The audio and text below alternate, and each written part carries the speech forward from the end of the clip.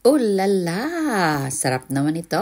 Hello, awesome people straight from Lol's Kitchenette. Presenting to you ang ating palitaw patikim portion.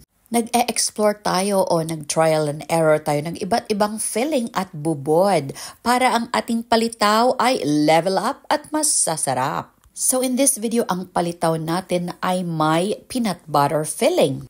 I steamed this bilog-bilog for 20 minutes at lagyan natin ng bagong lutong coconut jam. Sa Tagalog siguro tawag nila ito latik. Sa amin naman sa Ilonggo, ang tawag nito ay lasaw. So, gata lang siya, coconut milk and brown sugar. Ito naman ay may peanut butter filling din at lagyan natin ng bubod na usual linga or sesame and refined sugar. Pinabayo ko ito kailangan ng mga 5 minutes ang mixture ng roasted sesame at refined sugar. So tingnan nyo kung nabasag na ang butil ng linga, ready na siya. So far, ito ang paborito ni Lana at ito na nga, tinitikman na niya. Yum, yum, yum. Different flavor, but yummy.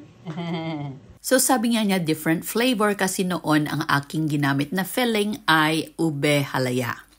At ito naman ang aking paborito, yung may coconut jam at may bubod na linga. Napaka-aromatic ng sesame, masarap na, mabango pa.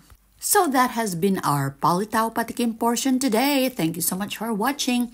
See you next time everybody. Happy eating and cooking. Peace, joy, and love. God bless us all.